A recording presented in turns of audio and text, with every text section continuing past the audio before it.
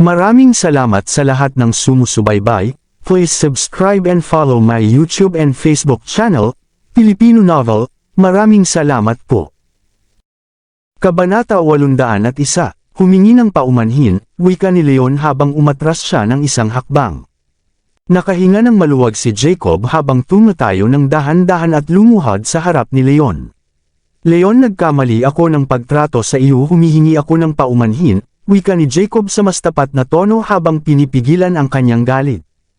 Humingi ka rin ng paumanhin kay Ariel, utos ni Leon.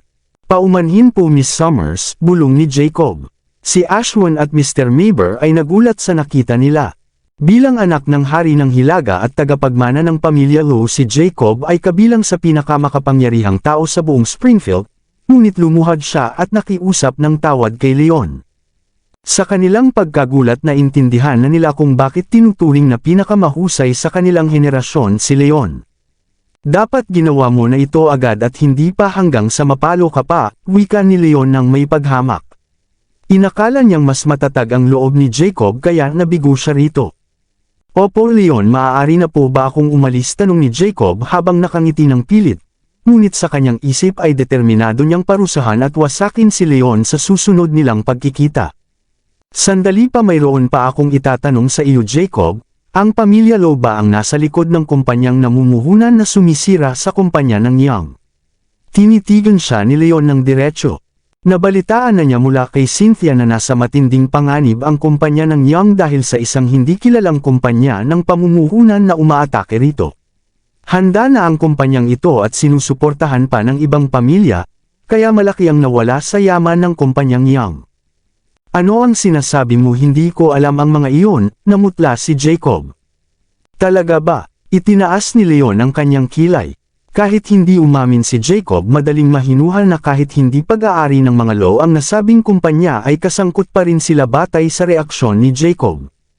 Gayunpaman, itinuturing ng pamilya Young si Leon na kaaway at hindi humingi ng tulong si Iris, kaya wala na siyang ibang magagawa pa rito. Leon, kung tapos na po, maaari na po ba akong umalis, wika ni Jacob ng may pag-aalala. Hindi pa tapos, hindi mo pa napaparusahan ang traidor na iyan, ayaw ko sa mga traidor, parusahan mo siya, itinuro ni Leon si Ashwin ng may katigasan. Huwag po natakot si Ashwin kaya siya ay lumuhod agad. Leon, hindi po ako nagtaksil kay Miss Young, at hindi ko po sinasadya mangyari iyon, maawa po kayo at patawarin ninyo ako, nakiusap si Ashwin. Patawarin ka ba? Sa tingin mo ba ay posible iyon? Ngumisi si Leon ng may paghamak. Madalas siyang inaalipusta ni Ashwin noong nagtatrabaho pa siya sa Elegante, ngunit handa na sana itong kalimutan ni Leon. Gayunpaman, hindi niya mapapatawad si Ashwin sa pagtataksil kay Iris para lamang sa sarili nitong kapakinabangan. Warren, baliin mo ang mga binti niya, utos ni Jacob ng walang awa.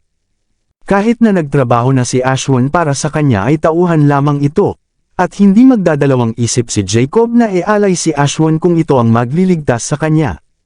Ginoong Lowe, na sambit ni Ashwin habang nakatingin kay Jacob. Naging tapat siya kay Jacob at hindi inakala na ibebenta siya nito ng walang pag-aalinlangan. Nalungkot at nagsisi si Ashwin sa kanyang ginawa, ngunit huli na ang lahat. Crack! Tinapakan ni Warren ang parehong tuhod ni Ashwin ayon sa utos ni Jacob. Napasigaw si Ashwin habang ang matinding sakit ay umakyat sa kanyang mga binti at muntik na siyang mawalan ng malay. Si Mr. Maber na nakasaksi sa pagdurusa ni Ashwin ay nanginginig at parang nanlamig ang kanyang dugo sa takot. Ginoong Wolf, hindi ko po sinasadyang suwain kayo, patawad po sa akin, lumuhod si Mr. Maber at nakiusap dahil sa takot na siya naman ang parusahan ni Leon. Sa kabutihang palad, si Mr. Maber ay matagal ng tauhan ni Jacob at hindi nagtaksil sa kaninuman, kaya wala namang balak parusahan ni Leon si Mr. Maber, kaya laking ginhawa nito. Sige na Jacob, maaari na kayong umalis at isama mo na rin ang iyong aso dito. Ayaw ko na siyang makita, wika ni Leon at kumaway ng may pagkasuklam. Buhatin niyo siya, utos ni Jacob kay Dexter at Warren habang nakahinga ng maluwag bago sila lumabas ng silid. Nang makaalis na sila ay nagtanong si Ariel, Leon, ano na ang gagawin natin ngayon? Sasabihin ba natin kay Iris na kasabwat ni Ashwin ang pamilya Lowe? Hindi na kailangan sa ngayon, hindi pa natin alam ang plano ng mga Lowe at wala rin tayong sapat na katibayan, Bukod pa rito ay hindi na rin nagtitiwala sa akin si Iris kahit pasabihin ko sa kanya ito ay baka hindi pa rin siya maniwala kahit maniwala siya ay hindi maniniwala ang pamilya Yang, umiling si Leon nang may pait sa damdamin. Hindi siya mangmangmula nang magkasakit si Albert ay hindi man lang lumapit si Iris sa kanya, ibig sabihin ay nahihirapan pa rin itong magtiwala sa kanya o kaya naman ay pinipigilan siya ng pamilya Yang. Dahil hindi nagtitiwala sa kanya si Iris at ang pamilya Yang ay wala na ring saysay ang ipilit pa ang sarili niya sa kanila. Bakit mo ba ginagawa ito Leon? Nakikita ko na mahal mo pa rin si Iris kung gayon bakit hindi ka nalang lumapit sa kanya? Nalilito si Ariel dahil nais niyang magkasama ang kanyang matalik na kaibigan at ang lalaking mahal nito, ngunit sa kabilang banda ay mayroon din siyang nararamdaman para kay Leon.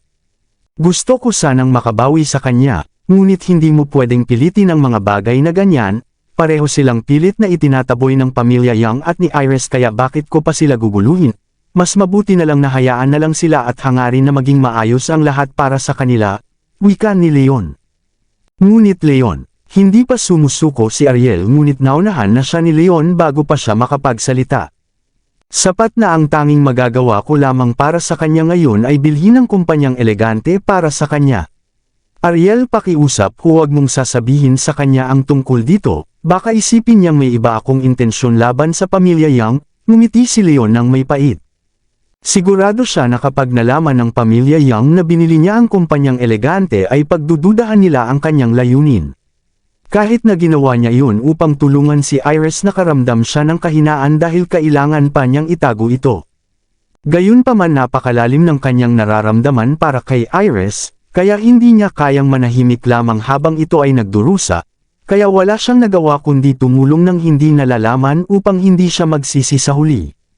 Sige tumanggo si Ariel, hindi ko sasabihin kay Iris.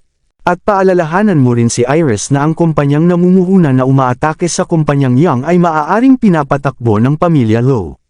Sabihin mo sa kanya na mag-ingat at huwag magpapaloko sa bitag ng hari ng hilaga, wika ni Leon ng seryoso. Alam niyang hinding-hindi siya paniniwalaan ng pamilya Yang kaya wala na siyang nagawa kundi utusan na lamang si Ariel na magbigay ng babala para sa kanya. Sa huli nasa kanila pa rin ang desisyon kung maniniwala ba sila o hindi. Pagkatapos ay umalis na sina Leon at Ariel at nagtungo na sa kani-kanilang tahanan. Habang pauwi iniisip ni Leon ang tunay na layunin ng pamilya Low sa pag-atake sa pamilya Yang at nakaramdam siya ng kakaibang pag-aalala. Iniligtas na niya ang buhay ni Iris at ni Elder Yang noon kaya wala na siyang utang sa kanila. Sa katunayan ay siya pa ang maling inakusahan at pinalayas ng pamilya Yang, kaya sila ang may utang sa kanya ng paumanhin. Ngunit kahit alam niyang dapat ay hindi na siya makialam ay nag-aalala pa rin siya para sa kaligtasan ni Iris. Makalipas ang ilang sandali ay nag-atubiliman ay tinawagan pa rin ni Leon si Spencer. Mr. Wolf mayroon po ba kayong ipapagawa? Tanong ni Spencer ng may paggalang. Spencer mayroon akong ipapagawa sa inyo ni Stephen. Bantayan ninyo ang pamilya Low at ang hari ng hilaga sa mga susunod na araw, at ipagbigay alam ninyo sa akin kung may anumang kakaibang mangyari, utos ni Leon. Matagal na silang magkaaway ng pamilya Low at kung tunay ngang inaatake nila ang pamilya Yang ay hindi niya hahayaang magtagumpay sila para kay Iris at para na rin sa kanyang sarili. Opo Mr. Wolf, sagot ni Spencer. Ilang mahahalagang bagay pa ang ipinaalala ni Leon bago niya ibinaba ang telepono. Nakahinga siya ng maluwag matapos ang lahat at nagmadaling umuwi sa mansyon ng mga Shear dahil alam niyang malapit na mawala ang bisa ng inuming dragon. Samantala sa isang marangyang mansyon sa labas ng syudad. Nakaupo sina Harold at Daisy sa sala habang pinag-uusapan ang kanilang plano upang pabagsakin ang pamilya Yang. Harold, ano na ang lagay ng pagbili sa kumpanyang elegante? Tanong ni Daisy.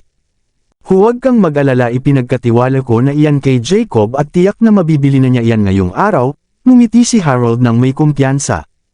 Napakaganda naman yan.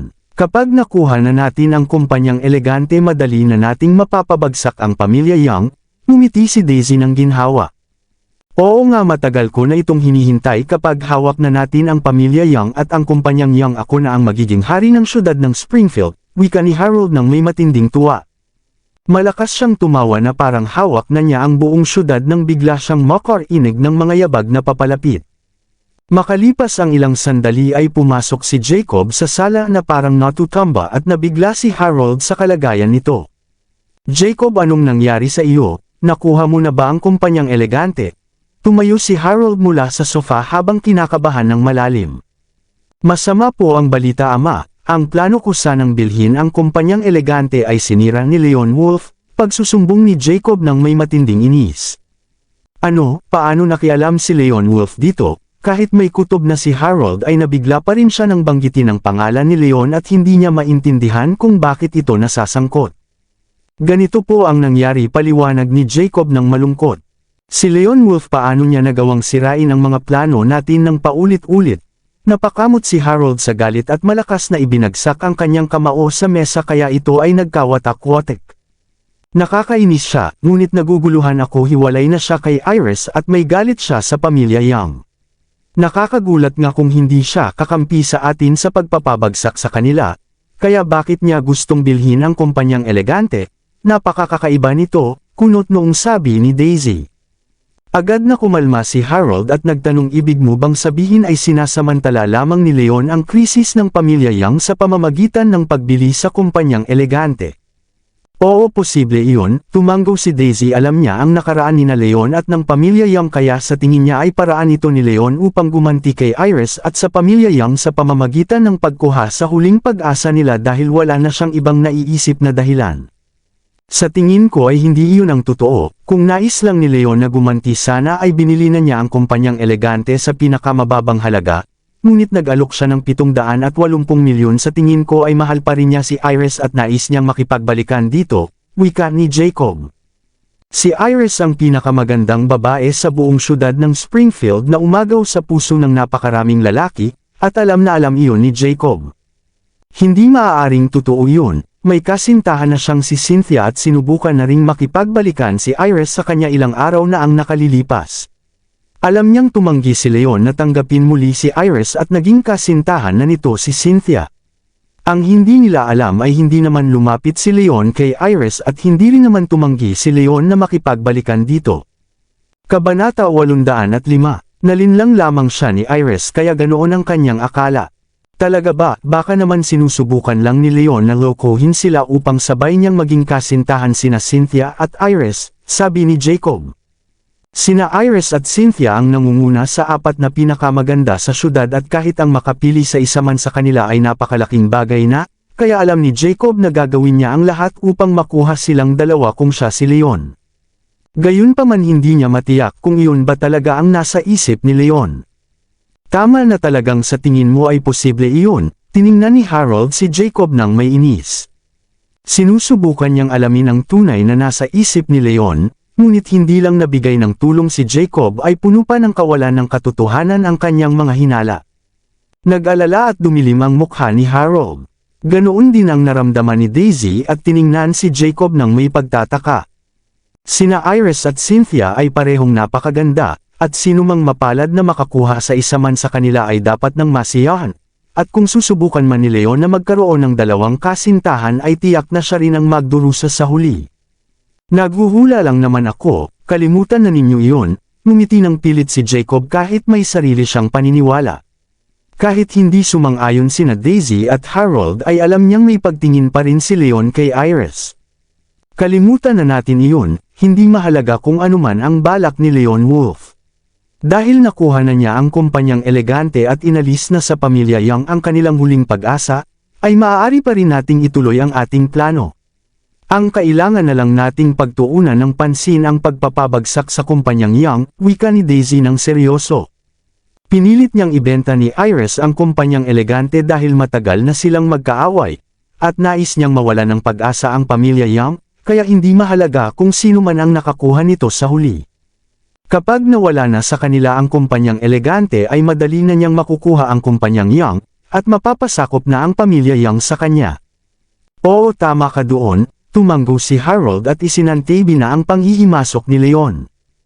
Ama, seryoso po ba, hahayaan na lang natin si Leon sa ginawa niya? Tanong ni Jacob nang may pag-aalala. Pinaluhod siya ni Leon at pinagpaumanhin sa harap ng marami, ngunit tila wala man lang balak ipaghiganti ni Harold ang kanyang kahihiyan. Jacob, hindi si Leon Wolf ang ating pangunahing kalaban sa ngayon, kailangan nating ituon ang lahat ng ating lakas sa pagpapabagsak sa pamilya Yang. Hindi niya muna gagambalain si Leon sa kabila ng kanilang nakaraan, dahil ayaw niyang isugal ang kanilang plano sa pagharap sa pamilya Shear. Sa ngayon ay abala siya sa paghahanda ng bitag para sa pamilya Yang.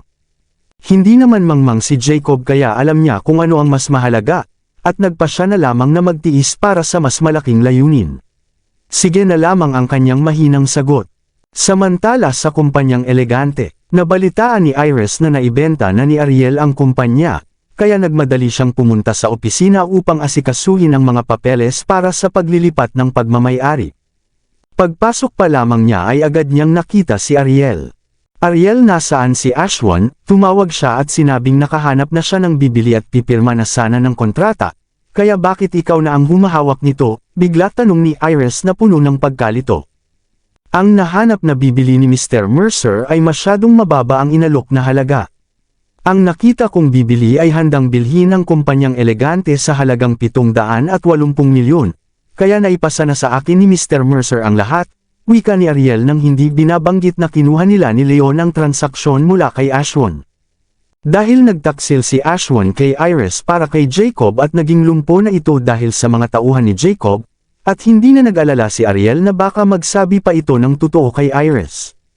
Sinasabi mo bang naibenta mo ang kumpanyang elegante sa halagang 780 milyon? Napasinghap si Iris sa hindi paniniwala. Ang halaga ng kumpanyang elegante sa merkado ay 650 milyon, at iyon na nga rin ang inaasahan niyang halaga kapag ibinenta ito, ngunit nagawa itong ibenta ni Ariel ng mas mataas pa at hindi niya maintindihan kung paano ito nagawa ng kaibigan. Tumango si Ariel. Oo, naipasa na ng bumibili ang kabayaran. Napakaganda naman yan Ariel, malaki ang naitulong mo sa pamilya Yang. Kailangan kitang pasalamatan ng maayos sa ibang pagkakataon. Tuwang-tuwa na niyakap ni Iris ng mahigpit si Ariel. Ang nakuhang bibili ni Ashwin ay nagpababa pa ng presyo sa 580 milyon at halos mapilitan na sanang ibenta ni Iris ang kumpanya sa ganoong kababang halaga upang makalakam ng pondo. Ngunit nagawa itong ibenta ni Ariel sa mas mataas na halaga at malaking tulong ito upang malampasan ng kumpanyang Yang ang kasalukuyang problema. Huwag mo akong pasalamatan. Ang dapat mong pasalamatan ay ang lalaking iyon, bulong ni Ariel habang iniisip sa kanyang sarili. Iris, ang tanging taong nagmamahal sa iyo ng buong puso ay si Leon at siya ang tumutulong sa iyo ngayon, bakit hindi mo siya mapahalagahan? Anong lalaki? Naguluhan si Iris dahil hindi niya narinig ang sinabi ni Ariel. Wala, umiling na lamang si Ariel. Nga pala, sino ang bibili? Tawagan mo siya at sabihing tapusin na ang mga kailangang gawin para sa paglilipat ng pagmamay-ari, utos ni Iris. Dahil nakapagbayad na ang bibili ay kailangan na niyang asikasuhin ang mga opisyal na dokumento para maipasa na ang kanyang mga pag-aari.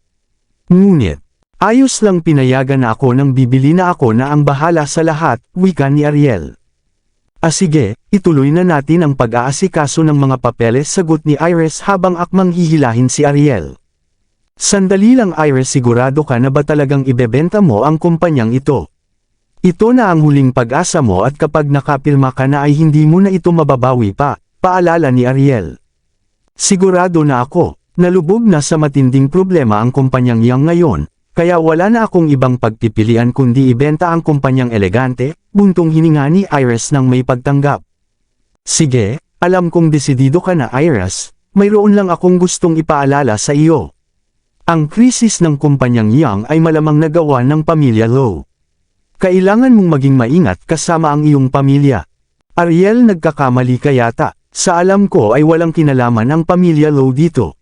Paano sila masasangkot? Naguluhan si Iris kung bakit nasabi iyon ng kaibigan.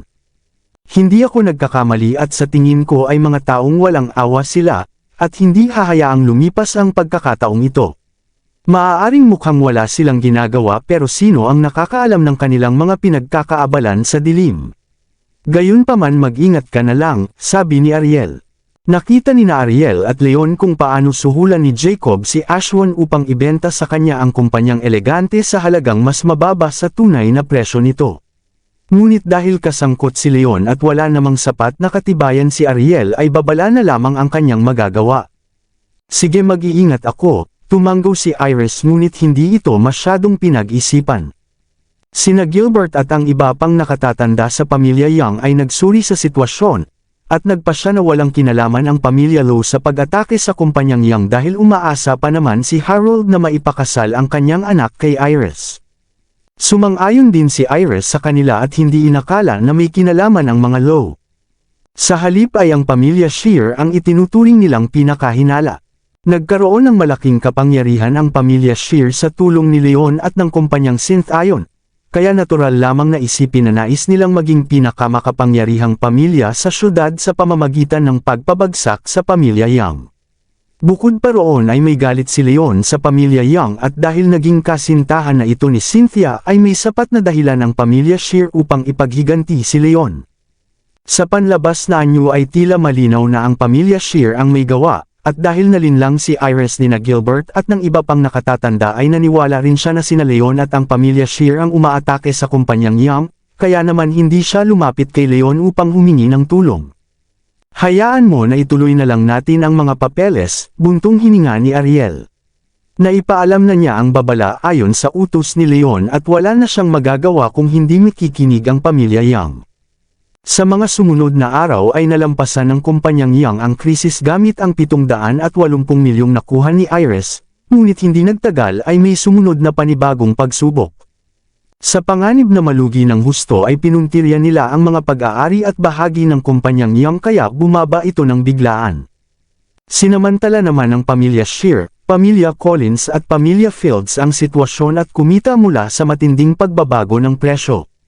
Noong una ay akala ni na Gilbert at ng iba pa ay kumikita lamang ang kumpanyang namumuhunan, ngunit habang patuloy nitong inaatake ang pamilya Young ay napagtanto nila na ang tunay na layunin nito ay tuluyan ng wasakin ang kumpanyang Young.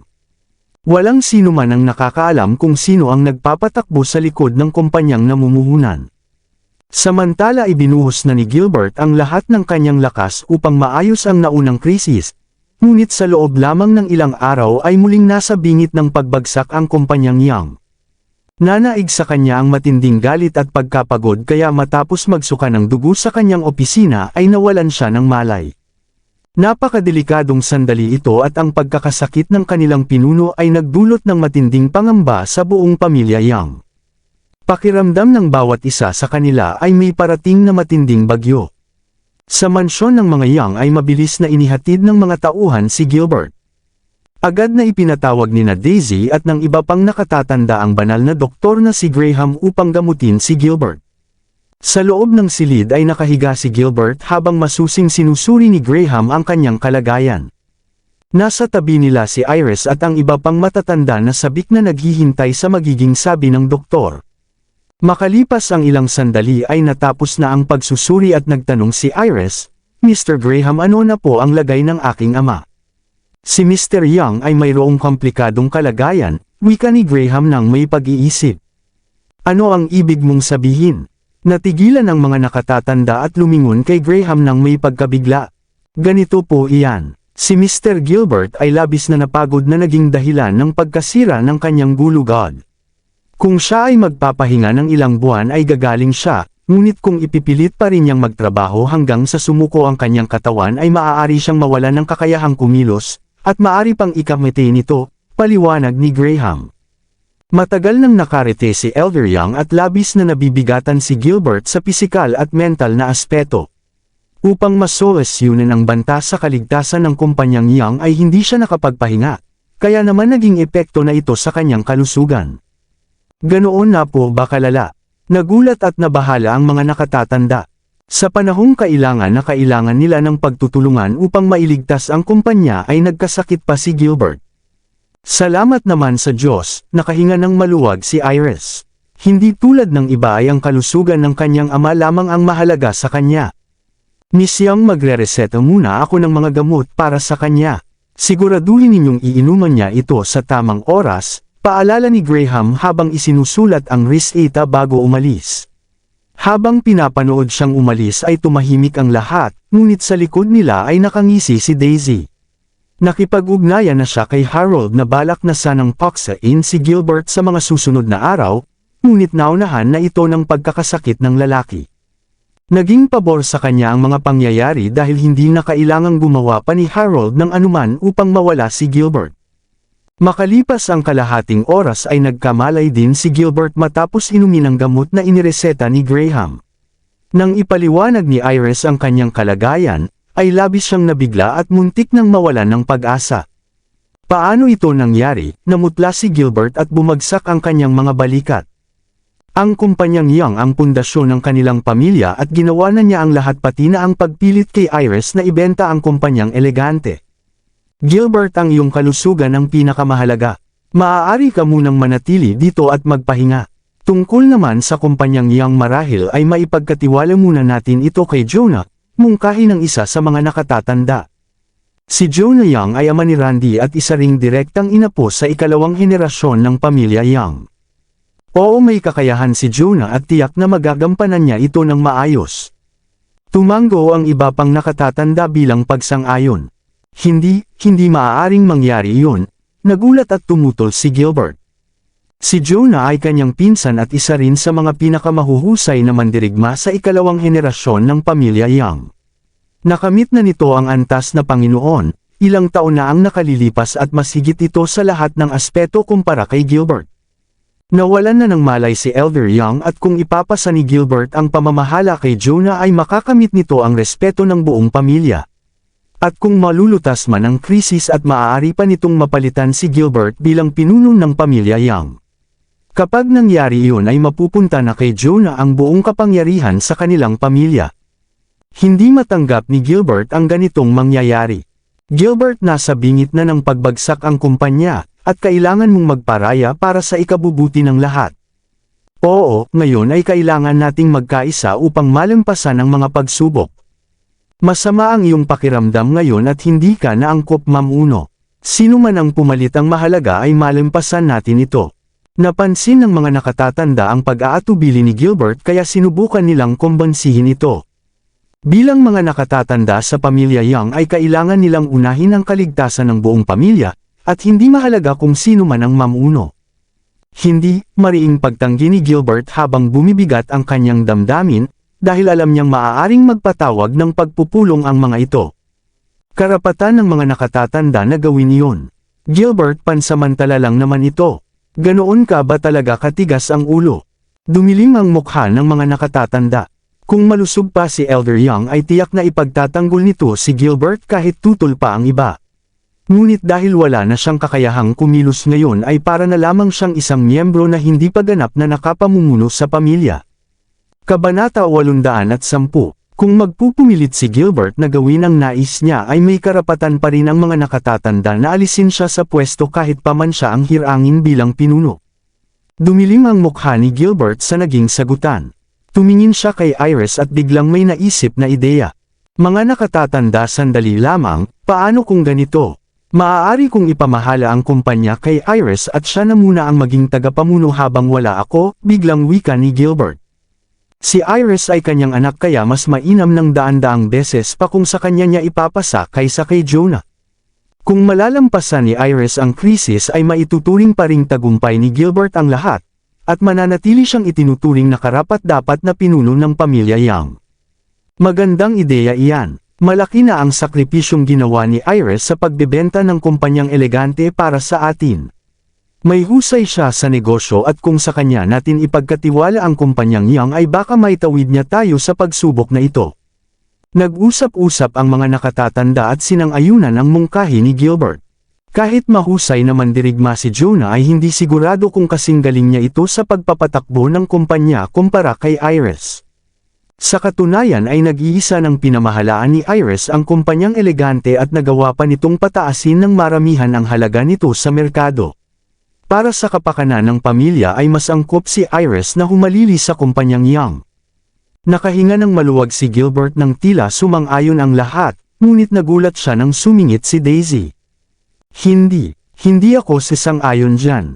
Mariing ibinagsak ni Daisy ang kanyang mga palad sa mesa. Nagkasundo na sila ni Harold na angkinan ang pamilya Young at halos tagumpay na nila ito, kaya hinding-hindi niya hahayaang mapunta kay Iris ang pamamahala. Daisy, ano ba ang ginagawa mo? Tiningnan siya ni Gilbert ng masama at may pagtutol.